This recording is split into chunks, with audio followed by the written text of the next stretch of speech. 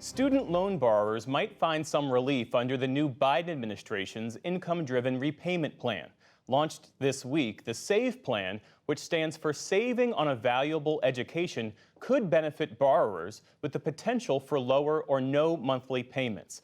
But there are questions about who will benefit from the plan and who it leaves out. For answers, let's turn to Corey Turner, education correspondent for NPR.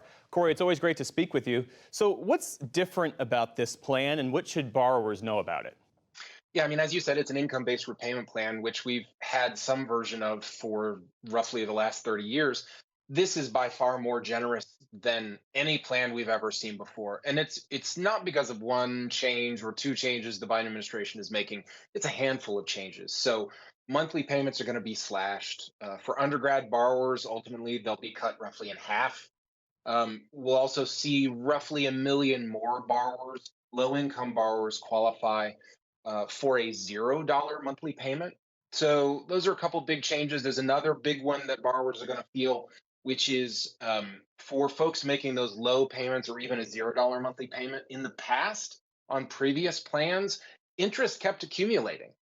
That won't happen on this plan. Any interest that's not covered by your monthly payment, the government is going to forgive month after month. And one more big change, again, in the past, plans have had a sort of countdown to forgiveness overall: 25 years for graduate borrowers, 20 years for undergraduate borrowers making payments. This plan includes a 10-year countdown for forgiveness for borrowers with smaller loans, like community college borrowers who take out $12,000 or less. Why does the White House think that this plan will hold up when the previous plan to cancel up to $20,000 of student loan debt was overturned by the Supreme Court?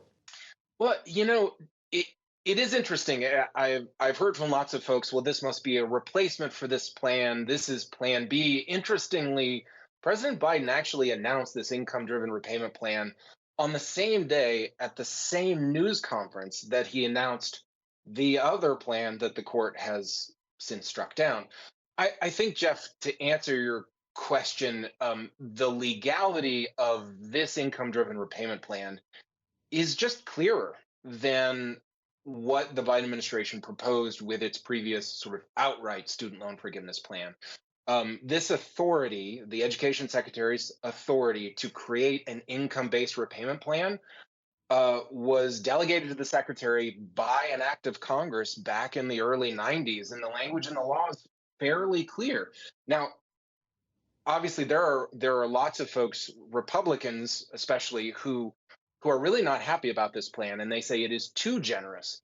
Borrowers could be forgiven if they are a bit confused by all of this back and forth about what plans are current and which ones have been overturned. Bottom line, what should people expect as they sign up? I mean, what are the qualifications they have to meet in terms of family size or income level? It's pretty quick. Once folks get enrolled, they should get a fairly quick sense of what their monthly payment will look like. And for folks who are enrolled in the previous income-based repayment plan, they should roll over into this new plan, and they can expect it to be in effect when repayment starts in October. And there are a few of the things that I've mentioned that won't actually go into effect for one more year. So I believe the countdown to forgiveness for borrowers with $12,000 or less, the cutting undergraduate borrowers' monthly payments in half, those are sort of grand or tapered in. But several of these benefits will kick in immediately. In preparing to speak with you, Corey, I looked up the numbers, and between 1980 and 2020, the average price of tuition fees and room and board for an undergraduate degree increased nearly 170%. Are there any broad conversations happening, either whether in Congress or in the administration, about how to rein in tuition costs? That's usually the first question I ask policymakers and folks at the Ed Department every time I get on the phone. And that was one big knock against Biden's previous sort of sweeping loan forgiveness plan, is it was all backward looking. It is arguably a knock against this income-driven repayment plan. It will definitely make life easier for borrowers moving forward. It will improve access for low-income borrowers and many low-income Americans who just might not have considered college. It will make it easier for them to pay for it. But It's hard to imagine that this influx of federal dollars is going to somehow disincentivize schools from lowering prices. Do you know how much this SAVE program will cost the government?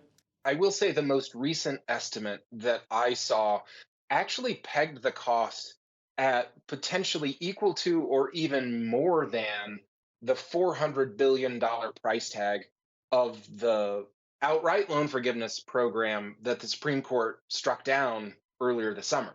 So it's possible this income driven repayment plan could cost as much, if not more, than Biden's previous plan that's obviously not going to go into effect.